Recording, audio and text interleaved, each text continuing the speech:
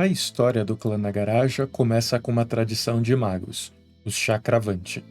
Eles que são uma facção dos Eltanatos. Os Chakravanti eram desde seu início um culto de adoração à morte com origens na Índia. Eles favoreciam a ressonância entrópica, que é uma marca de entropia que segue as magias de um mago.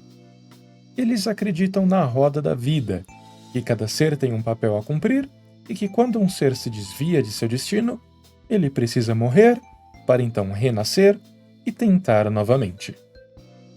Uma facção menor dos Chakravanti, os Idran, se fascinaram com os vampiros e o Jor que eles carregavam. Jor é uma ligação entre o ser e a própria morte, quando um indivíduo carrega um eco da morte. Essa facção veio então a se transformar em vampiros e criaram a linhagem dos Nagaraja. Assim como os Tremer, eles se tornaram vampiros sem serem abraçados primeiro. Para isso, eles usaram sangue de membros do Ministério, os seguidores de Sete. Seu grande interesse na morte os levaram para as Terras da Morte, o próprio Egito. Lá, eles encontraram Inalhaten, uma múmia que ofereceu aos Idran o feitiço da vida, ritual desenvolvido por Isis e que garante a vida eterna. Esse feitiço foi oferecido em troca dos Idran ajudarem na defesa da cidade de Enoque. Porém, esse feitiço estava além da compreensão dos Idran. Eles então misturaram o feitiço com um conhecimento de necromancia que acumulavam e criaram uma versão diferente. Essa versão transformava os Idran em liches.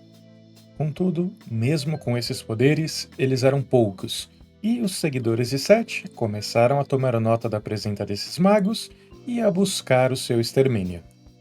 Os Idran, então, realizaram uma nova versão do feitiço da vida, dessa vez usando o sangue de vampiros como catalisador, e reemergiram como os Nagaraja, ou as serpentes reais. Além da sede de sangue que assola os vampiros, os Nagaraja tinham também fome de carne humana. Essa é a fraqueza do clã. Além de ingerir o sangue das vítimas, eles precisam também ingerir a carne. Para isso, eles desenvolveram dentes serrilhados como os de um tubarão, que são extremamente afiados. Essa característica normalmente força os Nagaraja a serem mais quietos perto dos humanos. E, a critério do narrador, pode fazer com que a mordida do Nagaraja seja mais perigosa. Essa característica pesa bastante na humanidade dos Nagaraja. Já que a carne precisa ser fresca, a vítima raramente sobrevive. Eles também não podem contar com rebanho ou bolsas de sangue. Muitos vão, então, adotar trilhas de sabedoria para substituir a humanidade. A Idade das Trevas foi extremamente difícil para os Nagaraja. Sobravam inimigos e faltavam aliados. Magos de diversas tradições, vampiros de diversos clãs, lobisomens e múmias, todos queriam o fim dos Nagaraja. Com isso, eles se alinharam à verdadeira Mão Negra e serviam o Sabá, defendendo a cidade de Enoque das ameaças externas. Porém, na Renascença, com o terceiro grande turbilhão atingindo diretamente Enoque, isso acabou com muito dos Nagaraja, que até então protegiam a cidade. Aqueles que não estavam presentes e tentaram retornar à cidade se depararam com diversas armadilhas elaboradas pelos muitos inimigos do clã. Isso fez com que alguns dos remanescentes do clã se espalhassem pelo mundo. Um acordo foi feito com esses que abandonaram seus postos. As crias desses desertores deveriam ser oferecidas à verdadeira Mão Negra. Caso contrário, seriam exterminados.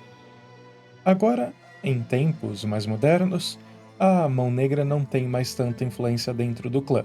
Isso permitiu que mais Nagaraja se espalhassem pelo mundo. Alguns vieram até a se alinhar aos Kuei-jin, os vampiros do Oriente. Eles vieram também a participar da reunião de família dos Giovanni e se juntaram ao clã Hekata. Agora, a fraqueza do clã está mudando. Eles não precisam mais comer a carne e agora sua mordida causa dor igual à mordida dos Giovanni. Alguns podem ainda, na criação de personagem, escolher um defeito que força o consumo de carne humana. Esse clã surgiu para combater os seguidores de Sete, então existe muita antipatia entre os clãs, algo que chega ao sobrenatural. Um Nagaraja que nunca conheceu um seguidor de Sete vai mesmo assim sentir um instinto de predador para atacar e consumir o seguidor de Sete. Isso, claro, pode ser removido pelo narrador. O conhecimento de necromancia desse clã é imenso. Em alguns pontos, chega a ser superior ao dos outros clãs da morte. Da mesma forma, muitos são adeptos também na taumaturgia e carregam diversos rituais de quando ainda eram magos. Nagaraja vão também favorecer abraçar aqueles que já estudam a morte. Eles, porém, diferente dos outros clãs da morte, não estão interessados em causar a morte. Eles dificilmente abraçam jovens, preferindo aqueles mais estudiosos e experientes. Atributos mentais são quase sempre os principais. Embora alguns ainda sejam parte do que sobrou do Sabá, outros se juntaram ao clã Hecata, e um número bem pequeno ainda faz parte da Camarilla. Os Nagaraja carregam um propósito maior, e com isso sua lealdade normalmente é apenas para os Nagaraja. Eles ainda seguem suas religiões e visões de quando eram magos. Muitos vão ainda acreditar na roda da vida. Esses se veem agora como uma força reguladora da vida e da morte. Alguns vão ainda tentar retomar Enoch ou preservar outros portais para as Terras das Sombras. Para muitos vampiros, Enoch é um artefato que irá em algum momento trazer o fim de toda a vida. Pelo decorrer da história, esse clã buscou refúgio junto às civilizações que toleravam ou, de certa forma, praticavam o canibalismo.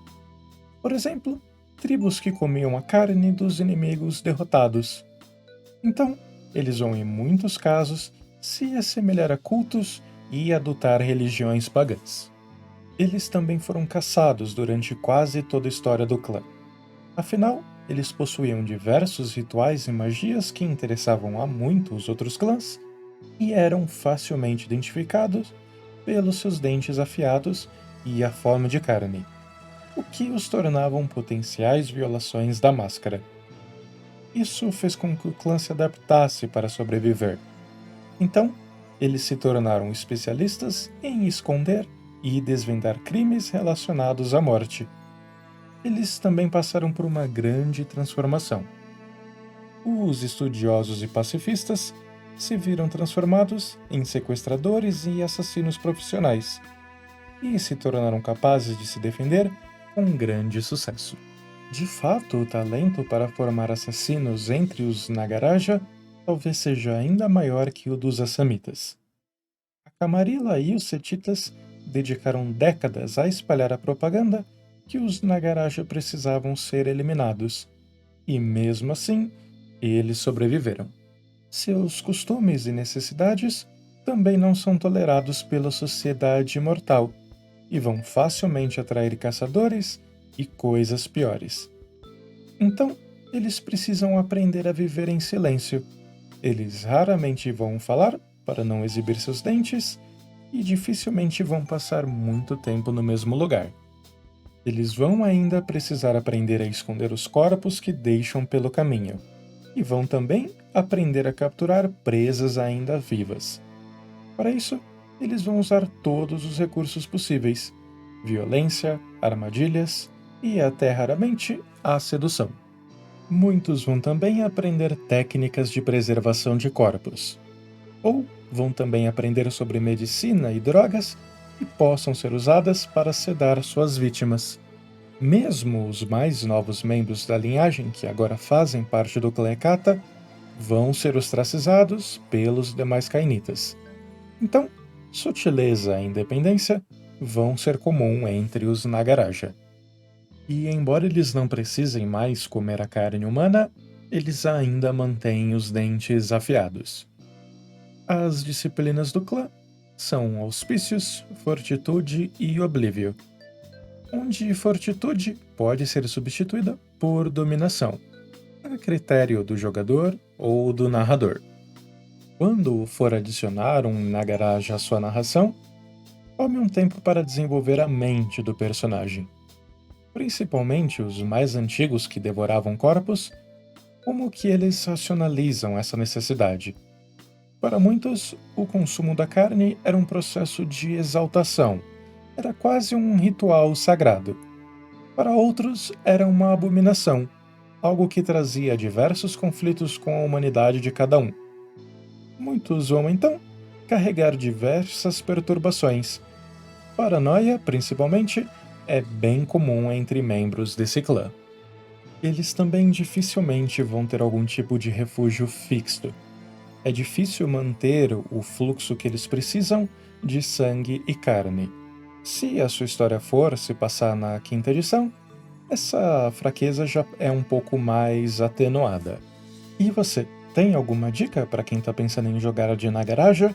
Ou alguma história bacana de quando você estava interpretando uma das serpentes reais? Deixa aí nos comentários. E se curtiu o vídeo até aqui, talvez deixar o like e se inscrever no canal. Muito obrigado!